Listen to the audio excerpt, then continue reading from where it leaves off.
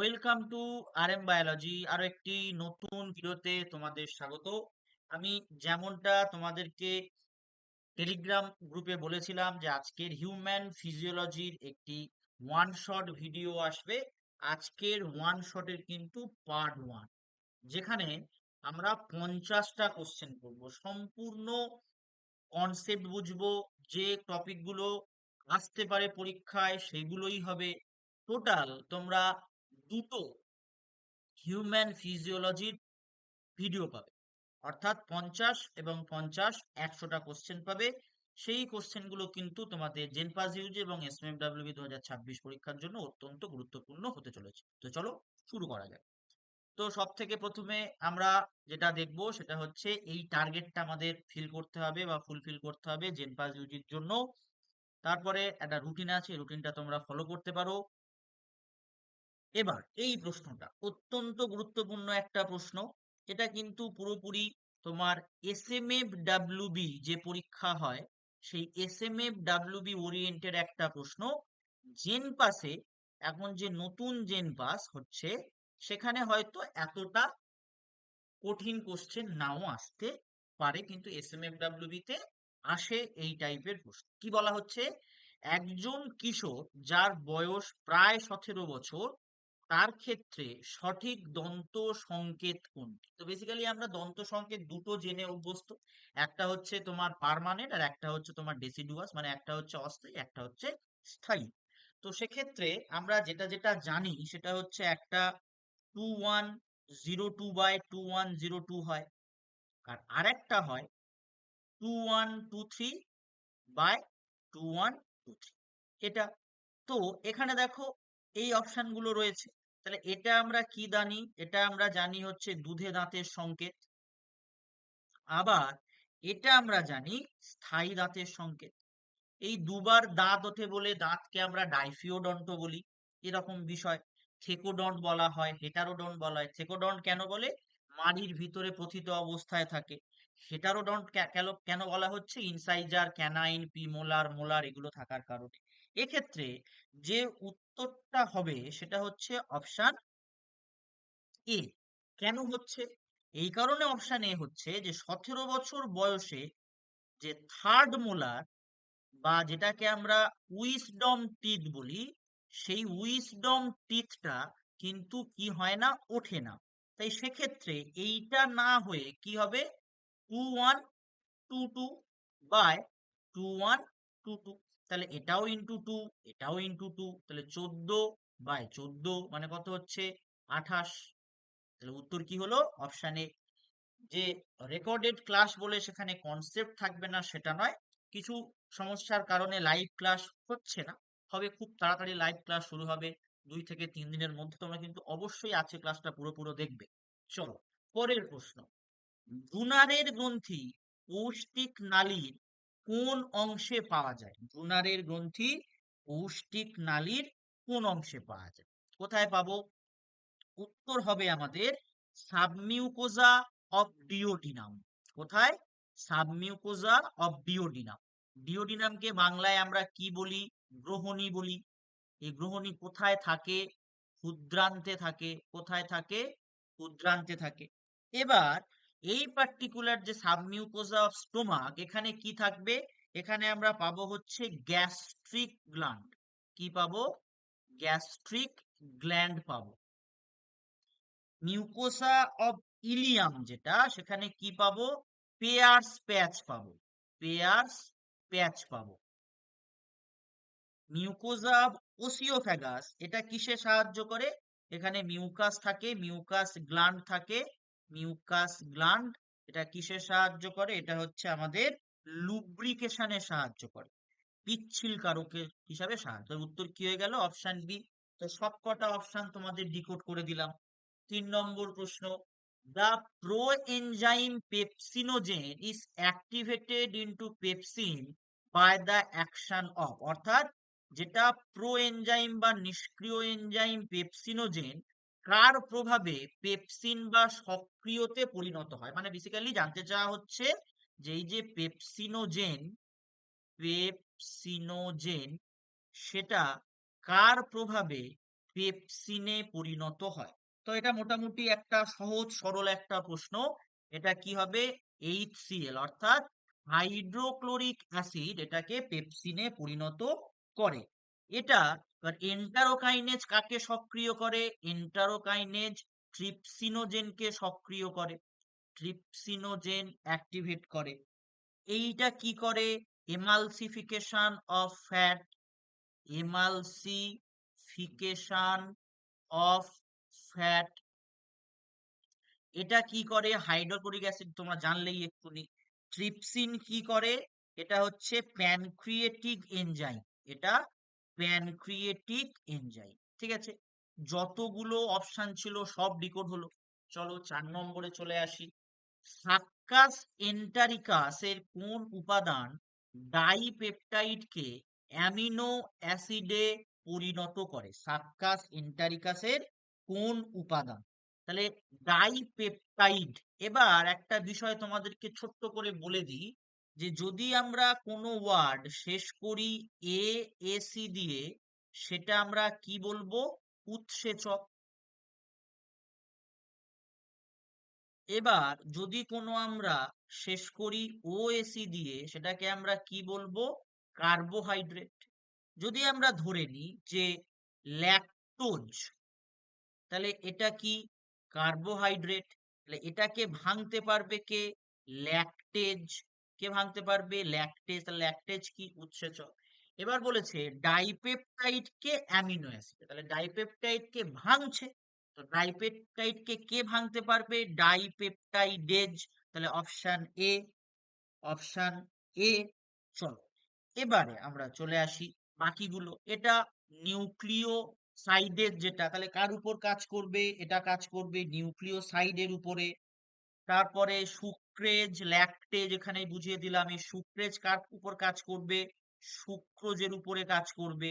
আর lactase কার উপরে কাজ করবে? ল্যাকটোজের উপরে কাজ করবে। তাহলে অপশন কি হলো? Option A. তাহলে এইটা তোমাদের কিন্তু মনে রাখতে হবে। এবার তোমরা আমাকে কমেন্ট করবে যে এই পিডিএফটা তোমরা এরকম পেতে চাও নাকি ব্ল্যাঙ্ক পেতে চাও, এটা আমাকে কমেন্ট করবে। চলো, kwashiorkor is caused by the deficiency of.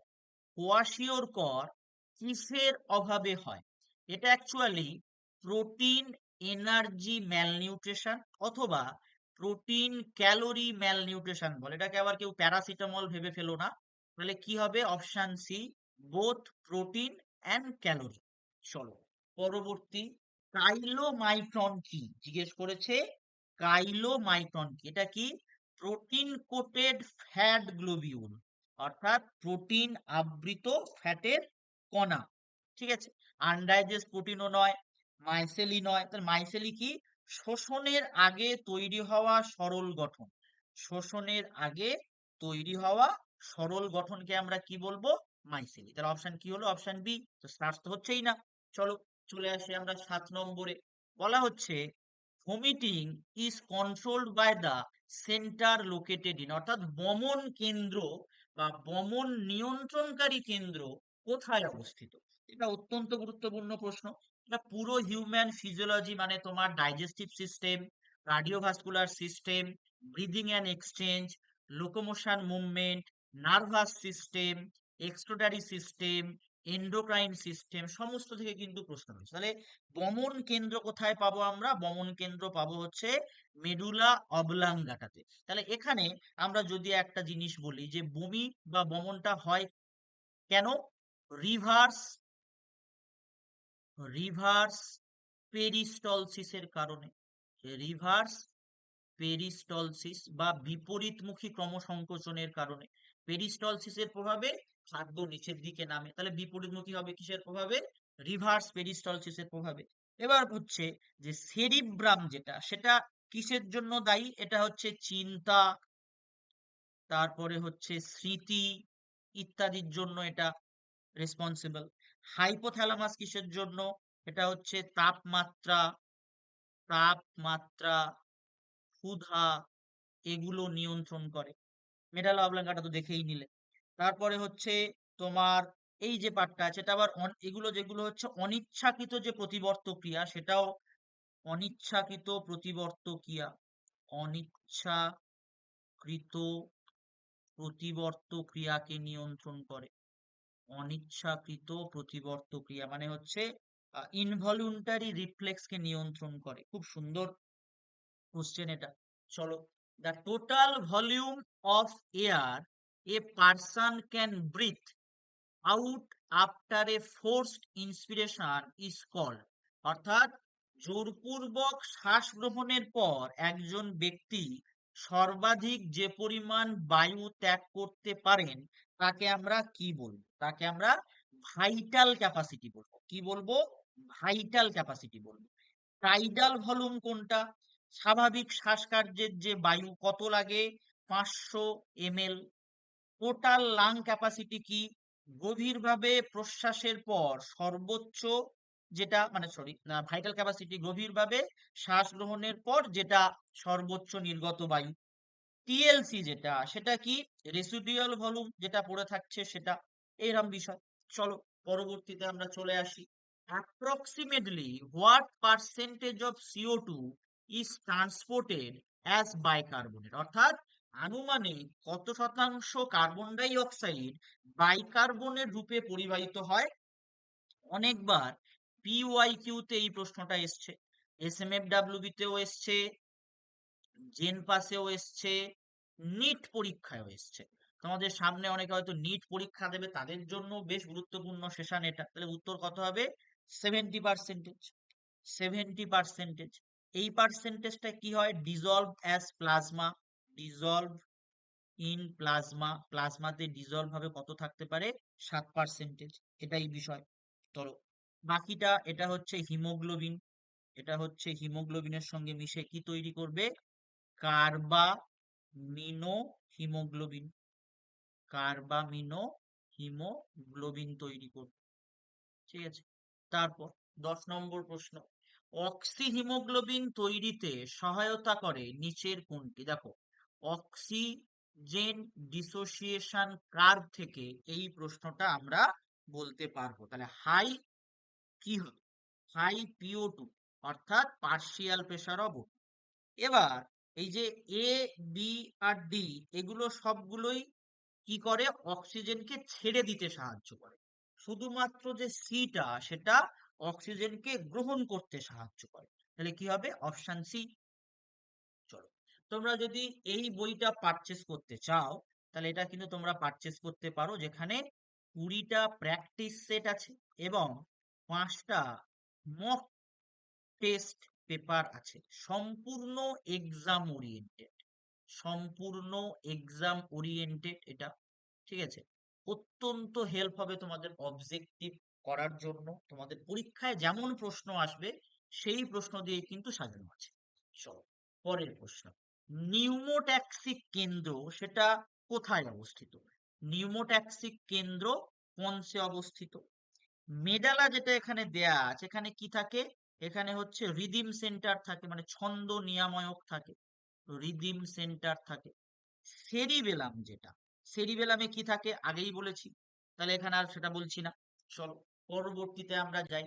What is the PO2 in of Hg in the alveoli? অর্থাৎ বায়ুথলির যে বায়ু সেখানে অক্সিজেনের পার্শিয়াল প্রেসার কত সেটা জিজ্ঞাসা করা হয়েছে। তাহলে কত হবে? উত্তর হবে 104। এবার যে 40 যেটা লেখা আছে এটা হচ্ছে দূষিত রক্তে। এটা দূষিত রক্তে PO2। 95 যেটা আছে এটা হচ্ছে বিশুদ্ধ রক্ত। এটা হচ্ছে বিশুদ্ধ রক্তে PO2। তাহলে 104 বলে দিলাম অ্যালভিওলাইতে। ঠিক আছে, এইগুলো কিন্তু বেশ বেশ গুরুত্বপূর্ণ প্রশ্ন এবছরের। চলো, এমফাইসিমা হলো একটি দীর্ঘস্থায়ী ব্যাধি বা ক্রনিক ডিসঅর্ডার যা প্রধানত সিগারেট স্মোকিং এর কারণে ঘটে। এবং এটা কোন তন্ত্রের রোগ? এটা কিন্তু রেসপিরেটরি সিস্টেমের রোগ। কোথাকার রোগ? রেসপিরেটরি সিস্টেমের রোগ। এই প্রশ্নটাও আসতে পারে যে এমফাইসিমা কোন তন্ত্রের রোগ। ঠিক আছে, ব্যাকটেরিয়ার জন্য তোমার নিউমোনিয়া হতে পারে। তারপরে হচ্ছে দূষিত জলের জন্য ডিসেন্ট্রি হতে পারে। এই সমস্ত রোগ হতে পারে। চলো পরবর্তীতে আমরা চলে আসি, solubility is CO2 is dash time higher than O2 across the diffusion membrane, মানে ব্যাপন পর্দায় CO2 দ্রাব্যতা O2 তুলনায় কত গুণ বেশি সেটা কিন্তু জিজ্ঞাসা করেছে। কত গুণ বেশি? 20 থেকে 25 গুণ বেশি। 20 থেকে 25 গুণ বেশি। চলো পরবর্তীতে চলে আসি আমরা, কোন প্লাজমা প্রোটিন রক্ত জমাট বাঁধায় প্রধান ভূমিকা পালন করে? ব্লাড ক্লটিং কিছু ফ্যাক্টর আছে, সেই ব্লাড ক্লটিং ফ্যাক্টরের মধ্যে এখানে যেটা উপস্থিত সেটা হচ্ছে ফাইব্রিনোজেন। তাহলে উত্তর কি হয়ে যাবে? উত্তর হয়ে যাবে ফাইব্রিনোজেন। এবার এখান থেকে যেটাকে আমরা ডিকোডিং করব সেটা হচ্ছে এই জায়গাটা, এই হেপারিন কি করে? হেপারিন হচ্ছে অ্যান্টি কোঅ্যাগুলেন্ট বা অ্যান্টিকোঅ্যাগুলেন্ট বা রক্ত তঞ্চন বিরোধী, রক্ত তঞ্চনে বাধা দেয়। এই কারণে রক্তবাহে রক্তবাহে কি হয় না? রক্ত তঞ্চিত হয় না। কি থাকে বলে তঞ্চিত হয় না? এই হেপারিন থাকে বলে তঞ্চিত হয় না। গ্লোবিউলিন প্রোটিন যারা, তারা আমাদের কিসে সাহায্য করে? তারা আমাদের ইমিউনিটিতে সাহায্য করে। ইমিউনিটিতে সাহায্য করে, যেমন IGA, IgG, IgM, IgE etcetera বলতেই পারি, এরা আমাদের ইমিউনিটি সাহায্য করে। অ্যালবুমিন, যেটা আমাদের যে অ্যালবুমিন, এটা অভিস্রবণ চাপ এগুলো সবকিছু বজায় রাখতে সাহায্য করে। চলো, হৃৎপিণ্ডের এই যে শব্দটা লাভ, এই শব্দটা কিসের কারণে ঘটে? হার্ট সাউন্ড কিসের কারণে ঘটে? ক্লোজার অফ এবি ভালভ অর্থাৎ অলিন্দ নিলয় কপাটিকা যদি বন্ধ হয় সেই সময় কি হয়? এই লাভ সাউন্ডটা হয়। এই যে অপশন এ রয়েছে, এটার সময় কোন সাউন্ডটা হয়? এটার সময় ডি ইউ বি বি ডাব সাউন্ডটা হয়। এই হচ্ছে বিষয়। চলো পরবর্তীতে চলে আসি, a standard ECG represent the P wave, অর্থাৎ একটি আদর্শ ইসিজিতে পি তরঙ্গ কোনটিকে নির্দেশ করে জিজ্ঞেস করেছে। তাহলে এই পার্টিকুলার উত্তরটা কি হবে? অলিন্দের ডিপোলারাইজেশন। কি হবে? অলিন্দের ডিপোলারাইজেশন। চলো, এই যেটা আছে নিলয়ের ডিপোলারাইজেশন, তার জন্য এটা কাকে নিয়ন্ত্রণ করে বা কে নির্দেশ করে? QRS complex. এইটাকে নির্দেশ করে টি ওয়েভ কে নির্দেশ করে, টি ওয়েভ কে নির্দেশ করে। চলো পরবর্তীতে যাই, serum differs from blood in lacking. সিরামে বা সিরাম রক্তের থেকে আলাদা কারণ এতে কি থাকে না? এতে ক্লটিং ফ্যাক্টরটা থাকে না। কি থাকে না? ক্লটিং ফ্যাক্টর থাকে না। চলো 19 নম্বর প্রশ্ন, if the stroke volume is 70 ml, অর্থাৎ ঘাত পরিমাণ যদি 70 ml হয়, হার্ট রেট যদি 72 বিট পার মিনিট হয়, তাহলে কার্ডিয়াক আউটপুটটা কত হবে? কার্ডিয়াক আউটপুট কত হবে? তার সূত্র মোটামুটি সবাই তোমরা জানো, কি হবে? 70 ইন্টু 72। তাহলে এটা হিসেব করলে কত আসে? 5040। 5040 অপশন এ। এটা হাত পরিমাণ থেকে আমরা, আর হৃৎপিণ্ডের মিনিটের হাত থেকে কার্ডিয়াক আউটপুটটা বার করতে হবে। এটাকে ফিকের নীতি বলা হয়, সবাই জানো মোটামুটি। Hepatic portal vein carries blood from, hepatic portal শিরা কোথা থেকে রক্তটাকে পরিবহন করে? ইন্টেস্টাইন থেকে লিভারে, অন্ত্র থেকে যকৃতে নিয়ে যায়। কোথায়? অন্ত্র থেকে যকৃতে নিয়ে যায়। Carries nutrient rich blood from gut to the liver before systemic circulation, অর্থাৎ আমাদের যে সিস্টেমিক সার্কুলেশনের আগে অন্ত্র থেকে পুষ্টিযুক্ত রক্তকে যকৃতে নিয়ে যায়। চলো আমরা পরবর্তীতে যাই। এই যে বইটা আছে এই বইটা তোমরা কিনতে পারো, যদি তোমাদের ইচ্ছা হয় তোমরা এই নাম্বারে যোগাযোগ করতে পারো। এখানে 20টা মক টেস্ট কিন্তু রয়েছে, 20টা মক সেট রয়েছে। চলো আইডেন্টিফাই দ্য কারেক্ট সিকোয়েন্স, আমি স্টার মার্ক করলাম, বেশ গুরুত্বপূর্ণ একটা প্রশ্ন, যে যে আবেগ বা হৃদের যে ইম্পালসান, হার্ড ইম্পালসান, সেটার পথ কোনটা, বেশ বেশ গুরুত্বপূর্ণ একটা প্রশ্ন। তাহলে কি হবে, প্রথমে এসএ নোড হয়, কারণ এসএ নোডকে আমরা কি হিসাবে জানি, প্রাকৃতিক পেসমেকার। তারপরে কোথায় আসবে, এভি নোডে আসবে, তাহলে অটোমেটিক্যালি আমার এই অপশনটা বাদ চলে গেল, আবার এই অপশনটাও বাদ চলে গেল। তাহলে সি আর ডির মধ্যে যে কোনো একটা হওয়া উচিত। এভি নোড থেকে, কোথায় আসে, বান্ডেল অফ হিজ কোথায় আছে, অপশন সি তে আছে। 22 নম্বর, ইউরিকোটেলিক, মানে ইউরিকোটেলিক প্রাণী কারা, তাদেরকে জানতে চেয়েছে। যারা uric acid as a excretory হিসাবে নির্গত করে, তাকে আমরা কি বলবো, ইউরিকোটেলিক। পদ্ধতির নাম কি বলবো, ইউরিকোটেলিজম, এরকম বিষয়। তাহলে কোথায় আমরা পাবো, রেপটাইলস অ্যান্ড বার্ড। এই যে স্তন্যপায়ী, এটা বেসিক্যালি কি হয়, ইউরিওটেলিক হয়। ইউরিও অর্থাৎ ইউরিয়া, বর্জ্য পদার্থ হিসাবে বা রেচন পদার্থ হিসাবে ইউরিয়া। বনি ফিশ যেটা, তারা হচ্ছে অ্যামোনোটেলিক। কি হয়, অ্যামোনোটেলিক, মানে অ্যামোনিয়া, কি হবে, অ্যামোনোটেলিক। চলো, তারপর পরবর্তীতে আমরা আসি, নেফ্রনের কোন অংশটি জলের জন্য অভেদ্য, the part of the nephron impermeable to water is, এটা কি হয়, ascending limb of Henle's loop, অর্থাৎ হেনলির লুপের ঊর্ধ্বগামী বাহু। ঠিক আছে, তারপরে যদি আমরা ডিকোড করি, দুটো জায়গা ডিকোড করব। এই যে হেনলির লুপের নিম্নগামী যেটা বাহু, এটা জলের জন্য ভেদ্য, এটা জলের জন্য ভেদ্য। ঠিক আছে, এই দুটো জিনিস আমাদের ডিকোড করতে হবে, কারণ অভেদ্য জিজ্ঞেস করেছে, আমাদের ভেদ্য জিজ্ঞেস করতেই পারে। তাহলে জেনে গেলাম। একজন সুস্থ ব্যক্তির গ্লোমেরুলার ফিল্ট্রেশন রেট বা জিএফআর কত হয়, থিওরিটিক্যাল 125 ml পার মিনিট। ঠিক আছে, প্রতি মিনিটে পরিশ্রুতর হার এটাই। তারপরে চলো আমরা চলে যাই পরের প্রশ্নে। জিএফআর কমে গেলে জাক্সটা গ্লোমেরুলার অ্যাপারেটাস বা জেজিএ থেকে কোন হরমোন নিঃসৃত হয়, এটাও কিন্তু পিওয়াইকিউ তে একবার এসছিল, যখন জেনপাউ এক্সাম ছিল।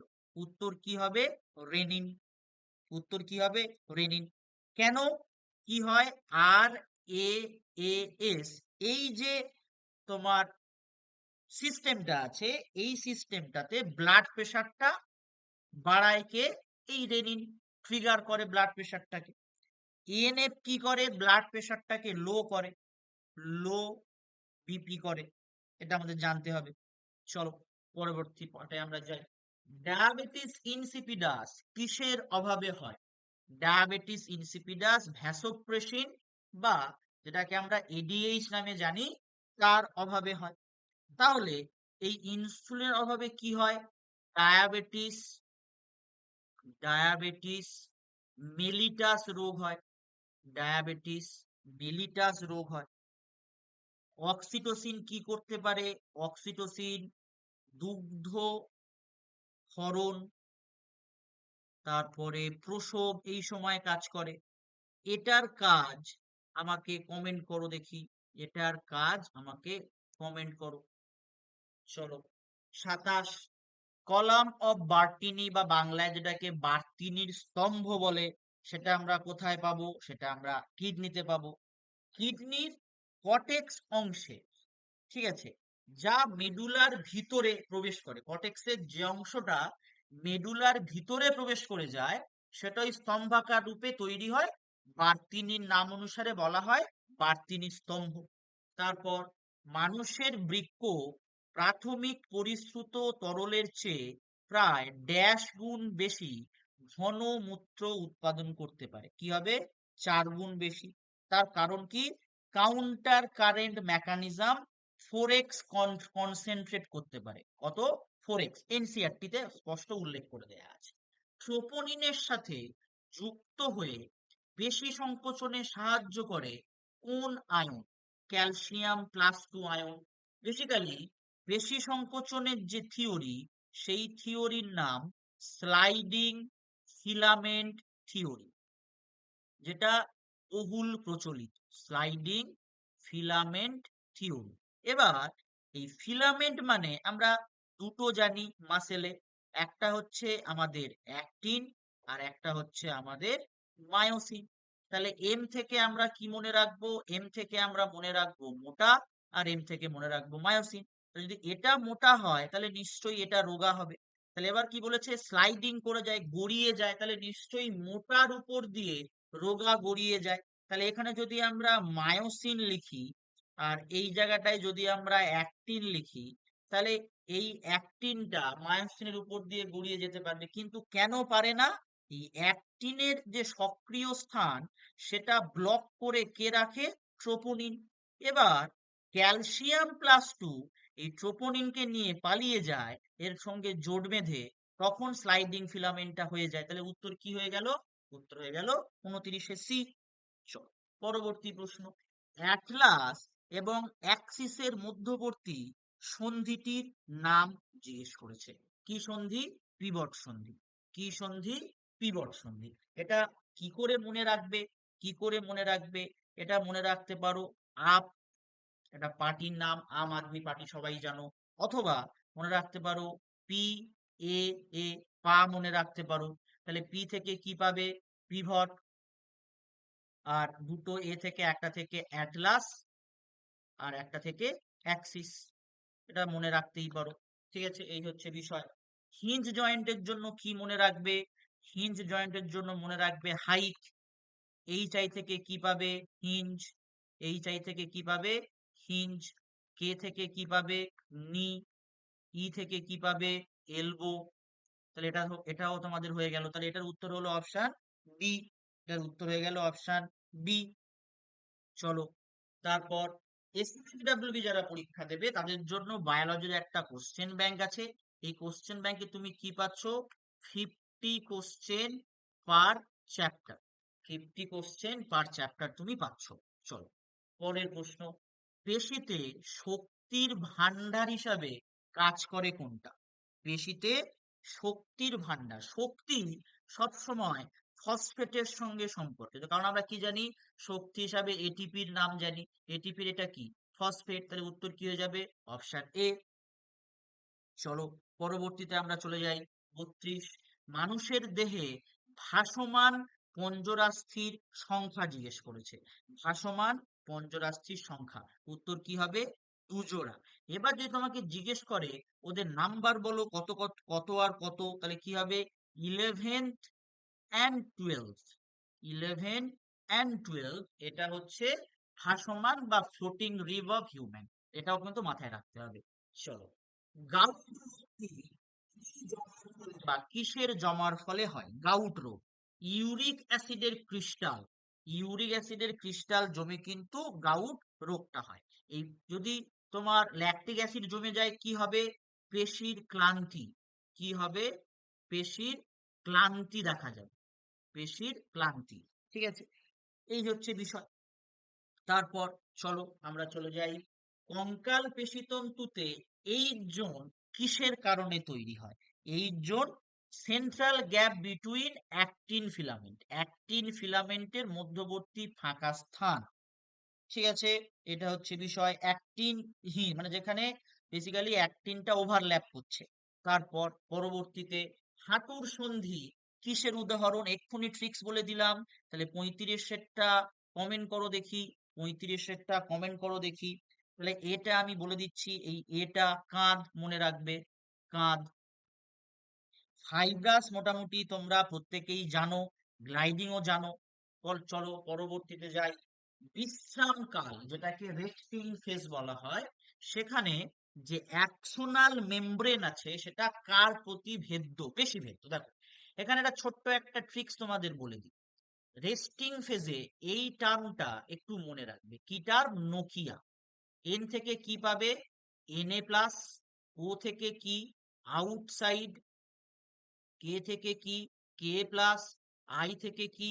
ইনসাইড। আর এটা মানে কি? এটিপিএস। এটিপি এস বা এটিপি, যেটা হচ্ছে মনে রাখতে পারো। তাহলে যদি আমরা অ্যাক্সোনাল মেমব্রেন যদি ড্র করি, তাহলে Na প্লাস কোথায় থাকবে? আউটসাইডে। কটা থাকবে? 3টে থাকবে। সেটা মনে রাখবে কি করে? দেখো, Na প্লাস লেখার সময় তুমি কবার পেন ব্যবহার করলে? 3বার। আর K প্লাস ভিতরে কটা থাকবে? কবার পেন ব্যবহার করেছো? 2বার। তাহলে Na প্লাস এরকম বাইরে থাকবে, এদিকেও এরকম থাকবে, আবার কে প্লাস ভিতরে থাকবে। তাহলে কি বলেছে? ভেদ্য কার প্রতিবেশী? তাহলে এটা কি রেস্টিং ফেজে, বা এটাকে রেস্টিং পোটেনশিয়াল বা পোলারাইজেশন বলা হয়। তাহলে রেস্টিং ফেজে কি হয়? কে প্লাসের প্রতি ভেদ্যতা বেশি। যদি এবার কোনো সিগন্যাল চলে আসে, ধরো এখানে কোনো নিউরো ট্রান্সমিটার এসছে, তখন এটার বিপরীত অবস্থায়, অর্থাৎ যখন আমরা অ্যাক্টিভ হব, তখন কে প্লাস কোথায় চলে যাবে? বাইরের দিকে। আর Na প্লাস কি করবে? ভিতরে আসবে। তখন তাহলে কার প্রতি বেশি ভেদ্য হবে? Na প্লাস এর প্রতি। যদি জিজ্ঞেস করে যে সক্রিয় অবস্থায় কার প্রতি বেশি ভেদ্য? Na প্লাস এর প্রতি বেশি ভেদ্য। চলো পরবর্তীতে আমরা যাই। The part of the brain that connects to cerebral hemisphere, অর্থাৎ দুটো সেরিব্রাল হেমিস্ফিয়ারকে যুক্ত করে কে? Corpus callosum. Corpus callosum. চলো, মস্তিষ্কের কোন অংশ তাপমাত্রা নিয়ন্ত্রণ করে? আমি আগের যে কোশ্চেন ছিল সেখানে ডিকোডিং এর সময় লিখে দিয়েছিলাম, থার্মো রেগুলেশন কে করবে? হাইপোথ্যালামাস। থার্মো রেগুলেশন কে করবে? হাইপোথ্যালামাস। এটা মাঝে মধ্যে প্রশ্ন আসে, which part of the brain act as thermostat. দেখবে তোমাদের বাড়িতে যে ফ্রিজ আছে, ফ্রিজে এরকম একটা সুইচ আছে, সেই সুইচের মাধ্যমে তুমি ফ্রিজের টেম্পারেচারটাকে কন্ট্রোল করতে পারো, সেটাকে থার্মোস্ট্যাট বলো। এই কারণে কি বলা হয়? Which part of the brain is act as thermostat? উত্তর কি হবে? হাইপোথ্যালামাস। চলো পরবর্তী প্রশ্নে আমরা যাই। ইউস্টেচিয়ান যে নালী, সেটা কাকে যুক্ত করে? জিজ্ঞেস করেছে। ইউস্টেচিয়ান নালী কাকে যুক্ত করে? মিডল ইয়ারের সঙ্গে ফ্যারিংস কে যুক্ত করে, অর্থাৎ মধ্যকর্ণ ও গলবিল এটা যুক্ত হয়। ঠিক আছে, এটা হচ্ছে ইকুলাইজার। ইকুলাইজ করে কি? প্রেসারকে, যেটা ইয়ার ড্রামের দুই পাশের বায়ুর চাপকে রেগুলেট করে। চলো, the photoreceptor cell cones are responsible for, মানে যেটাকে কোন কোষ বলি আমরা, সেই কোন কোষ বর্ণ দর্শনের জন্য দায়ী? বর্ণ দর্শন। এটার জন্য কে দায়ী? রড কোষ। কে দায়ী? রড কোষ দায়ী। চলো পরবর্তীতে আমরা যাই। তার আগে দেখো, এই 3টে বই আছে এবছরের জন্য। র্যাঙ্ক ডিসাইডার কিন্তু এটা, দাম মাত্র 49 টাকা। তোমাদের যে সিলেবাস দিয়েছে সেই সিলেবাস ওরিয়েন্টেড প্রত্যেকটা টপিক থেকে 50টা করে প্রশ্ন, সঙ্গে এক্সট্রা টপিক থেকে 30টা প্রশ্ন আছে। সেটা কোন টপিক? তোমাদের যে সিলেবাস দেয়া হয়েছে সেই সিলেবাসে কিন্তু ডিজাস্টারটা হেলথ ডিজাস্টার না ন্যাচারাল ক্যালামিটি ডিজাস্টার সেটা বলা নেই। ওই কারণে আমরা কি করেছি, হেলথ ডিজাস্টার থেকেও কিন্তু 30টা এক্সট্রা প্রশ্ন দেয়া আছে। যারা পারচেস করতে চাও এই নাম্বারে যোগাযোগ করো। আবার বলছি, এবছরের জন্য র্যাঙ্ক ডিসাইডার কিন্তু হেলথ অ্যাপটিটিউড, এবছরের জন্য র্যাঙ্ক ডিসাইডার। তাই যারা এখনো পারচেস করোনি, অবশ্যই এই নাম্বারে যোগাযোগ করো। চলো পরবর্তী প্রশ্ন। দুটি নিউরনের যে মধ্যবর্তী ফাঁকা স্থান, তাকে আমরা কি বলবো? তাকে আমরা সাইন্যাপস বলবো। তাকে আমরা সাইন্যাপস বলবো। চলো, তারপর বলছে অর্গ্যান অফ কটি কোথায় দেখতে পাবো? অর্গ্যান অফ কটি আমরা ব্যাসিলার মেমব্রেনে দেখতে পাবো। কোথায় দেখতে পাবো? ব্যাসিলার মেমব্রেনে দেখতে পাবো। যে শ্রবণ যে গ্রাহক গুলো থাকে, হিয়ারিং রিসেপ্টার, ঠিক আছে, এই পর্দার উপরেই থাকে। চলো, তারপরে কোন হরমোনকে জরুরিকালীন হরমোন বলা হয়? কি হবে? প্রত্যেকেই জানো, অ্যাড্রিনালিন হরমোন। অ্যাড্রিনালিন হরমোন, এটাকে এই কারণে কি বলা হয়? Fight or flight. Fight or flight. চলো, গ্রেভস রোগ কিসের ফলে ঘটে? Hypersecretion of thyroid. Hypersecretion of thyroid, option B. Basically কি হয়? থাইরক্সিনের যদি আধিক্য হয়, চোখ বেরিয়ে আসে, গয়টার হয়, এটাকে গ্রেভস রোগ বলে।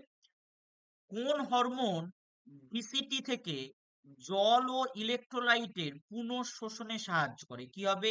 অ্যালডোস্টেরন বা এডিএইচ। ঠিক আছে, অ্যালডোস্টেরন। লবণ ও জলের ভারসাম্য বজায় রাখে। চলো, আইলেটস অফ ল্যাঙ্গারহ্যামস কোথায় পাওয়া যায়? এটা আমরা কোথায় পাবো? এটা আমরা প্যানক্রিয়াসে পাবো। এটা হচ্ছে প্যানক্রিয়াসের এন্ডোক্রাইন পার্ট, তাই প্যানক্রিয়াসকে আমরা কি নামে জানি? মিক্সড গ্ল্যান্ড নামে জানি। কি নামে জানি? মিক্সড গ্ল্যান্ড নামে জানি। তারপর লেডিক কোষ একগুচ্ছ হরমোন তৈরি করে, তাদের কি বলবো? প্রথমে ভাবতে হবে যে লেডিক কোষ কোথায় পাবো। লেডিক কোষ পাবো আমরা শুক্রাশয়ে। শুক্রাশয়ের কোথায় পাবো? শুক্রাশয়ের অন্তর্বর্তী স্থানগুলোতে পাবো। মানে বেসিক্যালি এরকম, ধরো শুক্রাশয়ের যদি এরকম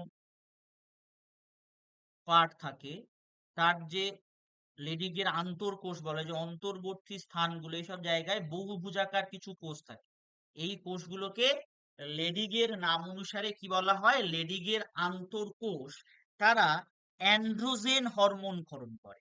এই অ্যান্ড্রোজেন হরমোন বেসিক্যালি কি? টেস্টোস্টেরন, যারা পুরুষদের যৌন লক্ষণ প্রকাশে সাহায্য করে। কি হবে? টেস্টোস্টেরন। টেস্টোস্টেরন। চলো, পরের প্রশ্ন। অগ্নাশয়ের কোন কোষ থেকে গ্লুকাগন খরিত হয়? এটা ছোট্ট একটা ট্রিক্স বলে দিই। কি ট্রিক্স বলে দিচ্ছি দেখো। AG beads for puppy. তাহলে এ থেকে আমরা কি পাবো? আলফা কোষ। তাহলে আলফা কোষ থেকে কি খরিত হবে? গ্লুকাগন। আলফা কোষ থেকে গ্লুকাগন। বি থেকে আমরা কি পাবো? বিটা কোষ। বিটা কোষ থেকে কি খরিত হবে? ইনসুলিন। ইনসুলিন। ডি থেকে কি পাবো? ডেল্টা কোষ। কি খরিত হবে? সোমাটোস্ট্যাটিন। কি নাম? সোমাটোস্ট্যাটিন। এবার এটা ধরো, এটাকে এফ সেল ধরে নাও বা পি সেল ধরে নাও, তার থেকে কি খরিত হয়? Pancreatic polypeptide. প্যানক্রিয়েটিক পলিপেপটাইড খরিত হয়। তাহলে এই যে ট্রিক্সটা, এই ট্রিক্সটা যদি তুমি মুখস্থ করতে পারো, তুমি জীবনে ভুলবে না। তাহলে উত্তর কি হলো? আলফা কোষ। চলো, এট্রিয়াল নাট্রি ইউরেটিক ফ্যাক্টর, এএনএফ, একটু আগেই বলেছি, যেটা লোয়ার দা ব্লাড প্রেশার। কি করে? Lower the blood pressure. কোথা থেকে করিত হয়? এটা করিত হয় হার্ট ওয়াল থেকে। কোথা থেকে করিত হয়? হার্ট ওয়াল থেকে। তাহলে কি করে? Reduce the blood pressure. Reduce the blood pressure. ঠিক আছে, 49 নম্বর প্রশ্নে আমরা চলে এসেছি। এবার লাস্ট প্রশ্ন। এই প্রশ্নটা এই প্রশ্নটা হচ্ছে তোমাদের বাড়ির কাজ। এটা আমাকে কমেন্ট করবে। আমি তোমাদের পড়ে রাখতে বলেছিলাম হিউম্যান ফিজিওলজি। ঠিক আছে, পিডিএফ। পিডিএফ এর জন্য কি করতে হবে? পিডিএফ এর জন্য টেলিগ্রাম গ্রুপে যুক্ত হতে হবে এবং এই কমেন্টটা মাস্ট করতে হবে, তবে কিন্তু তোমরা পিডিএফটা পাবে। চলো, আজকের এই পর্যন্ত। এবার এই দুটো বই আছে, এসএমএফডব্লিউবির কেমিস্ট্রি, এসএমএফডব্লিউবির ফিজিক্স, যেখানে এসএমএফডব্লিউবি তে 5টা স্যাম্পল পেপার, 5টা মক টেস্ট, তার ডিটেল সলিউশন করা আছে। ফিজিক্সে 250টা টপ কোয়ালিটি প্রশ্ন আছে, যে প্রশ্নগুলো এসএমএফডব্লিউ 2026-এ আসতে পারে। দুটোর প্রাইসই 59 টাকা করে। যারা বই পারচেস করতে চাইছো, 7501656953 কিন্তু কন্ট্যাক্ট করতে পারো। এসএমএফডব্লিউবির 5টা যে বই, এসএমএফ সরি জেন পাসের, gen pass UG, gen pass UG 5টা বই এই মুহূর্তে তোমরা পাবে 300 টাকাতে। আর এসএমএফডব্লিউবির 3টে যে বই কম্বোতে তোমরা পাবে 200 টাকাতে। ঠিক আছে, এই হচ্ছে তোমাদের বিষয়। তোমরা এই নাম্বারে যোগাযোগ করতে পারো। চলো, আজকের এই পর্যন্ত। টাটা।